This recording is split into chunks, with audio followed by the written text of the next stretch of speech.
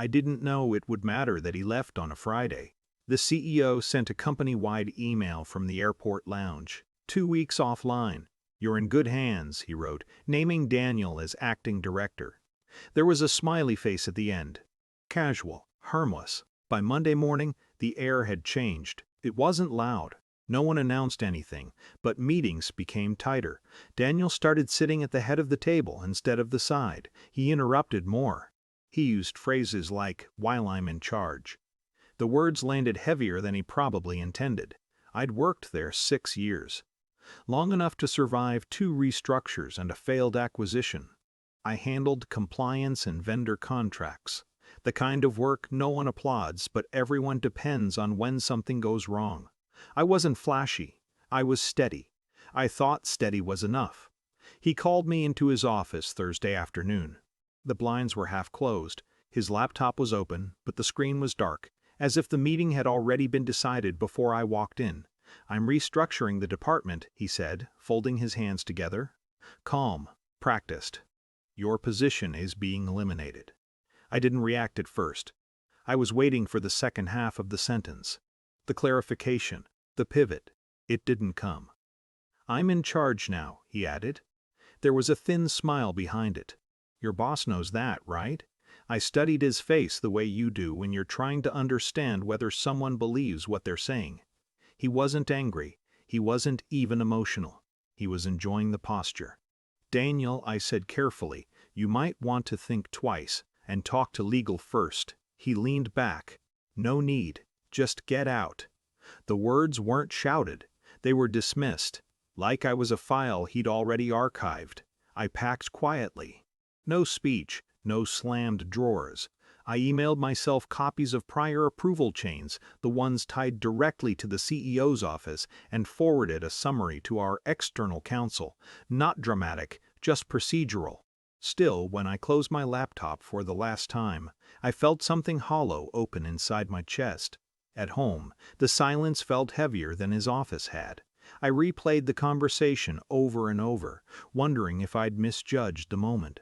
If I'd been too calm, too firm, not firm enough. Standing your ground sounds noble until you're unemployed on a Tuesday. The attorney responded the next morning, short, direct. He asked for the termination letter. There wasn't one. By Friday, a formal inquiry had been sent to HR and copied to the CEO's executive inbox, the one he claimed he wouldn't check during vacation, but always did. Then came the waiting. 2 weeks is a long time when you don't know whether you just defended yourself or destroyed your own career.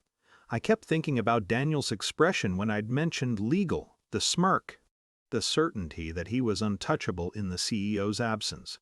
Authority, once borrowed, can feel intoxicating. The CEO returned on a Monday. I didn't hear about it until 9:17 a.m., when my phone buzzed. It wasn't Daniel. It was Marissa from finance. Her voice was tight. "He just walked into Daniel's office," she whispered. "They've been in there 10 minutes. He's loud." I imagined the blinds drawn again.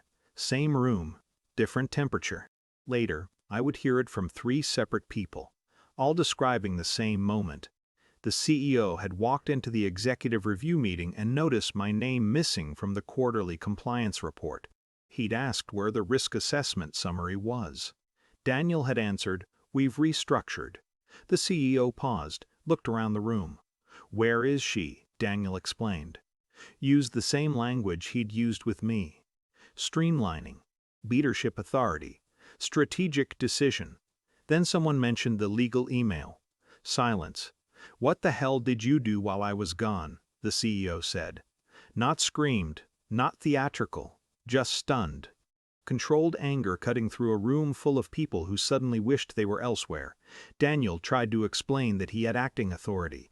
"You don't have unilateral authority over compliance oversight tied to my office," the CEO replied. "You don't terminate contractual safeguards." That was the external line, the unmistakable one. Because my role wasn't just internal administration, it was written into vendor agreements signed directly under the CEO's name after the acquisition.